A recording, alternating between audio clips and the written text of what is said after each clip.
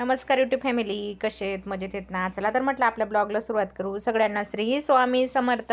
तर चला, आज आपण छोटंसं मिनी ब्लॉग करणार आहेत. आता आपण आहे ना याच्यापुढे मिनी ब्लॉग आणि आपला शॉर्ट व्हिडिओ टाकणार आहेत, कारण की 8, 9, 10 मिनटाचा व्हिडिओ राहिला किंवा जास्त मोठा राहिला ना ब्लॉग, तर तो आपला लवकर जात नाही. आपलं हे कमी पडतं त्याला, त्यासाठी आहे ना आपण आता छोटाच व्हिडिओ टाकणार आहेत आणि मिनी ब्लॉग नाही तर शॉर्ट व्हिडिओ. आपला आहे ना तर आपला मोबाईलमध्ये नेट कमी असतो, त्यासाठी आपला व्हिडिओ लवकर जात नाही. मग आपण टाकवा मोठा व्हिडिओ तर कधी उशिरा जातो तर कधी लवकर जातो, त्यासाठी ना म्हटलं मस्त मिनी ब्लॉग बनवू. तर बघा, आपण आता मस्त साय घेतली आणि साय आहे ना सकाळी मी 5 वाजताच काढून ठेवलेली होती. आता वाजता आहे 9, 5-6 तास बाहेर पडू द्यायची. नंतर मग आपण तिला मस्त रईने अशी फेटून घ्यायची, खूप छान अशी मस्त फेटायची तिला.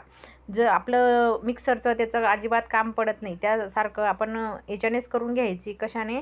तर मिक्सरचं काहीच काम नाही, आपण रईने आपण हलवून घ्यायची. चांगली एकसारखी गोल गोल गोल गोल जोराने फिरवायचं आहे. तर बघा, आपली साय मस्त झालेली आहे.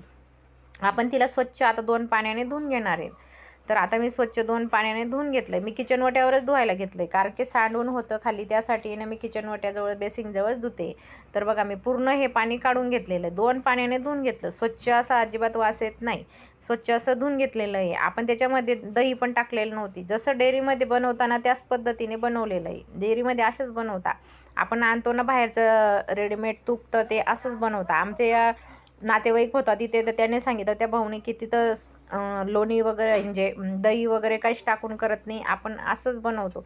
तर त्या पद्धतीने म्हटलं चला स्वच्छ असं मस्त धुवून चून आणि पाणी राहू द्यायचं नाही आहे आणि आपण त्याला मस्त असं गॅसवरती ठेवून घ्यायचं आहे. तर बघा, गॅसवरती असं अर्धं झालं की लगेच आपण त्याच्यामध्ये तुळशीचे पानं टाकायचे धुवून. तुळशीचे पानं टाकल्याने तुपाला ना खूप छान टेस्ट येते आणि खूप भारी तूप होतं.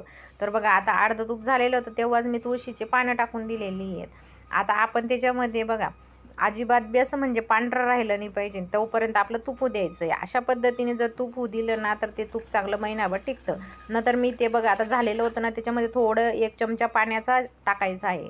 पाणी टाकल्यानंतर ते तूप आहे ना तड तड तड असा आवाज येतो. आवाज आल्यानंतर ते तूप आहे ना खूप छान असं मस्त मोकळं मोकळं म्हणजे आपलं रवादार तूप तयार होतं. तर बघा, आता मस्त असं बघा खालचं कसं लाल झालेलं आहे, त्या पद्धतीने करून घेतलेलं आहे. बघा, आणि रवादार तूप झालेलं आहे. अशा पद्धतीने तूप करून घ्यायचं आहे. खूप छान असं 2-3 महिना आरामात टिकतं. तर अशा पाणी टाकून थोडं तडतड झाल्यानंतर रवा रवा तूप तयार होतं आणि खूप छान लागतं. घरच्या पद्धतीने असंच आपण बिना दही टाकून केलेलं खूप छान होतं. तर अशा पद्धतीने करून बघा. कसं वाटलं ते कमेंट करून सांगा. आवडलं असेल तर लाईक करा, शेअर करा, सबस्क्राईब करा. भेटू